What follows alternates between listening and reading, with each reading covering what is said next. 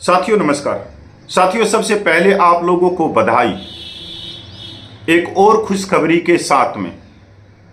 और अब की बार जो खुशखबरी है वो ध्यान से सुन लेना, कान खोल के सुन लेना। वो है डिसेबिलिटी पेंशन की। डिसेबिलिटी पेंशन में 2 से 3 गुना की बढ़ोतरी तय है। साथियों जब तक आप सवाल पूछोगे नहीं तब तक मैं बता नहीं सकता।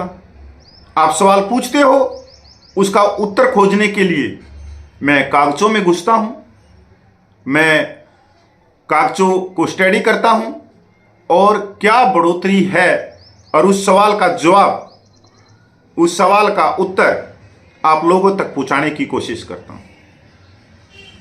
साथियों हमारे बहुत सारे सैनिक भाई कहते हैं कि डिसेबिलिटी पेंशन पे क्या डीए मिलता है। तो आप देख सकते हो कि हमारे पूर्व सैनिक भाइयों को यह भी नहीं पता अभी तक कि डिसेबिलिटी पेंशन पे भी डीए मिलता है। और ये वही लोग हैं जो एक दिन मेरे को कमेंट करके गालियां देते हैं, तो अगले दिन ये पूछते हैं कि डिसेबिलिटी पेंशन पे डीए मिलता है। मतलब एक बार तो ये सबसे बुद्धिमान हो जाते हैं और दूसरे दिन ही इनकी बुद्धिमत्ता का स्तर आप खुद जाके कमेंट में देख सकते हो इनके नाम से कि इनको ये भी नहीं पता। साथियों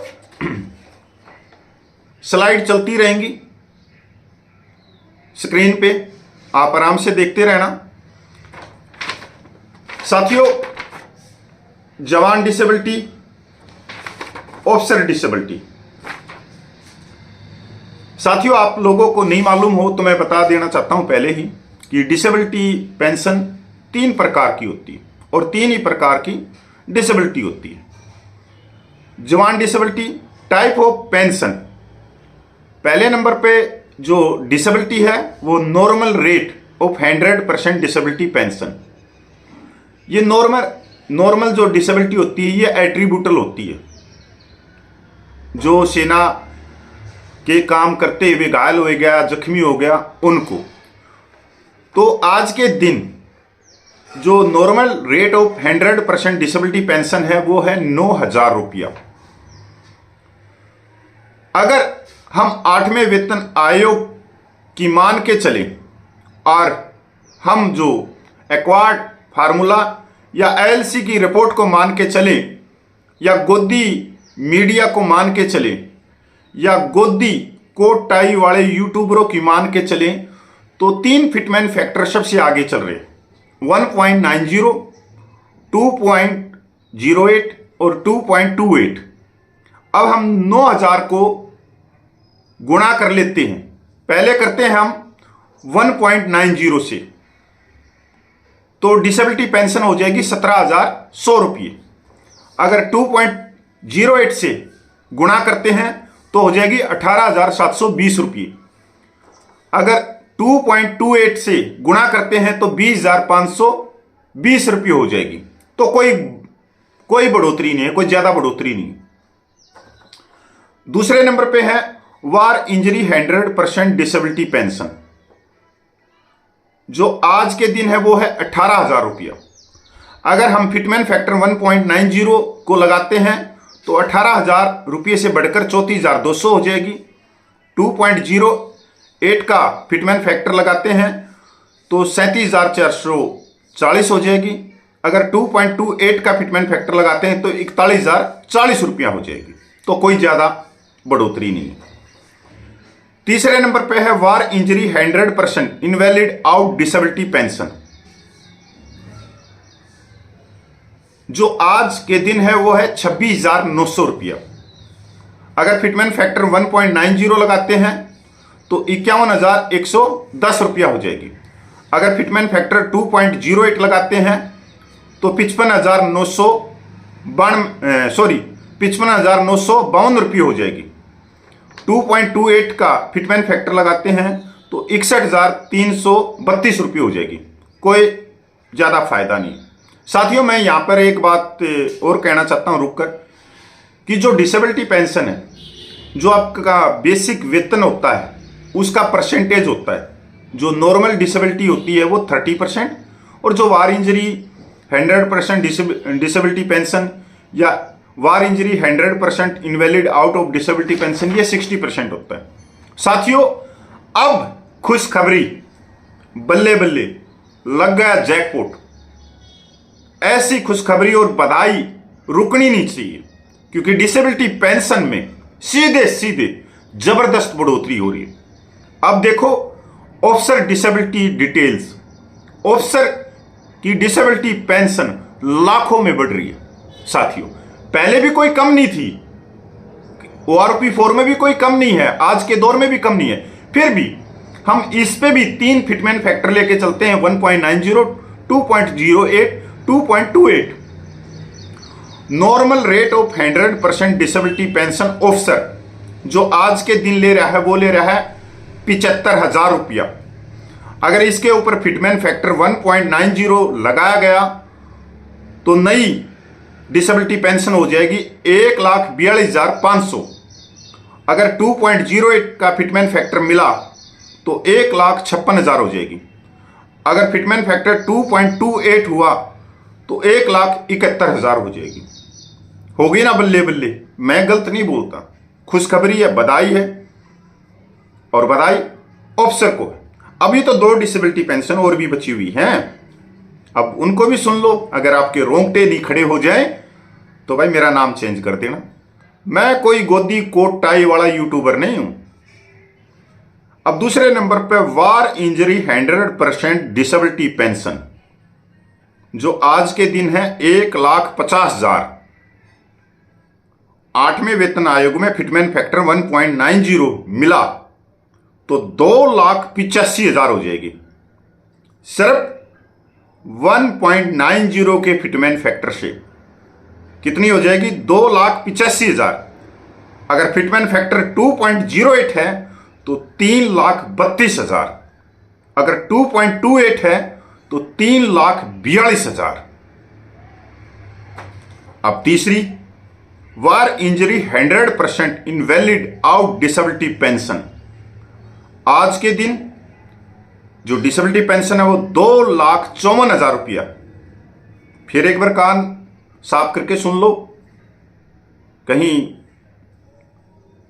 आपकी कानों की सुनने की क्षमता ही गायब ना हो जाए, कहीं वो ना खो दो, तो इसलिए थोड़ा सा साफ कर लो कान को। War injury 100% invalid out disability pension 2,54,000 रुपया। अगर फिटमेंट फैक्टर 1.90 रहा तो 4,82,600 रुपया। अगर फिटमेंट फैक्टर 2.08 रहा तो 5,28,320 रुपया। और अगर 2.28 का फिटमेंट फैक्टर रहा तो 5,79,120 रुपया। 5,79,120 रुपया मतलब 6 लाख में 20,000 रुपया कम। अब आप सोच रहे होंगे कि अगर फिटमेंट फैक्टर 2.86 दे दिया तो चलो भाई, आपका सोचना भी जायज है। तो एक बार फिटमेंट फैक्टर 2.86 से भी गुणा कर लेते हैं 2,54,000 को। साथियों, 7,26,440 रुपया, 7,26,440 रुपया डिसेबिलिटी पेंशन बढ़ेगी 2.86 के फिटमेंट फैक्टर से। अगर 2.86 का fitment factor normal rate of 100% disability pension 75,000 पे लगाओ तो आप कैलकुलेट कर लेना। वार इंजरी 100% डिसेबिलिटी पेंशन 1,50,000 पे 2.86 का फिटमेंट फैक्टर लगा लेना, फिर 2,54,000 पे लगा लेना, 7,26,440 अलग अलग फिगर आ रहे। साथियों, ये बहुत बड़ा जैकपॉट लग रही है, बहुत बड़ी खुशखबरी है, बहुत बड़ी बधाई है। पर यह बधाई हमारे ऑफिसरों के लिए जो बहादुर भी हैं और कमांड भी करते हैं, उनकी जिम्मेवारी भी है। तो उनके लिए इस तरह का सरकार सरकारी तिजोरी खोल रही है। आप कह सकते हो कि सरकार तिजोरी खोल के और चाबियों को समुद्र में फेंक के आ रही कि किसी को वो चाबी मिले ही ना और वो ताला ना लगा दे सरकारी तिजोरी के। साथियों, आप सोच रहे होंगे कि अभी तो आयोग आएगा, वो रिपोर्ट देगा, ये करेगा, वो करेगा, फलाना धक्कड़ ये करेगा।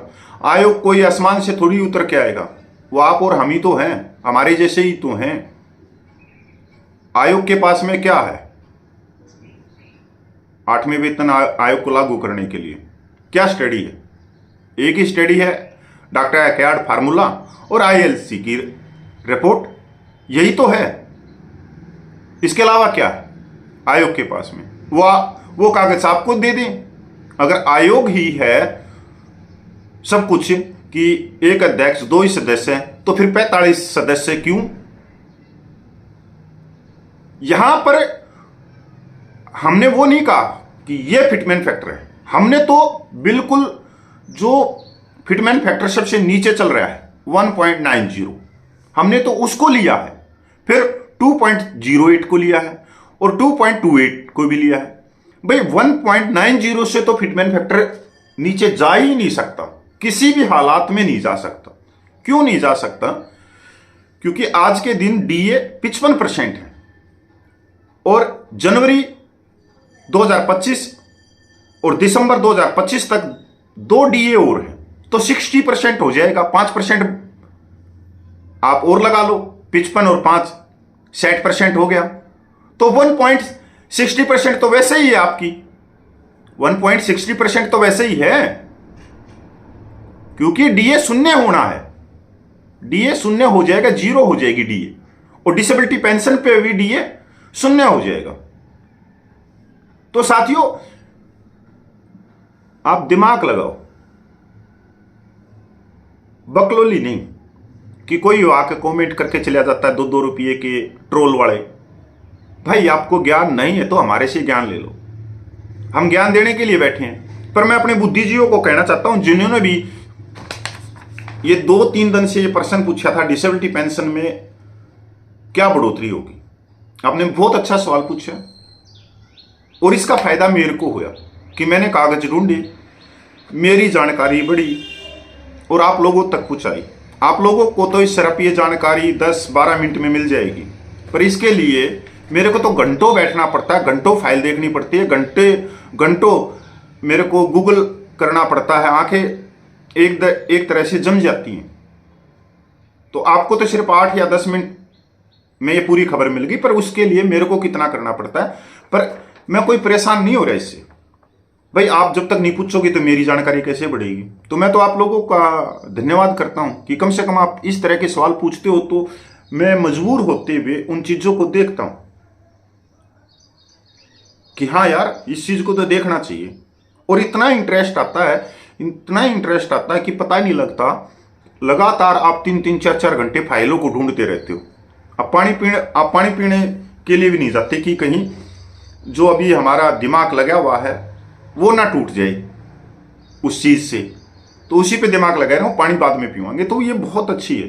तो साथियों, मैं फिर कहना चाहता हूं, जवानों की जो डिसेबिलिटी पेंशन वो ज्यादा नहीं बढ़ रही, पर ऑफिसर की डिसेबिलिटी पेंशन में लाखों का जैकपॉट लग रहा है, लॉटरी लग रही है। खुशखबरी है, बधाई हो।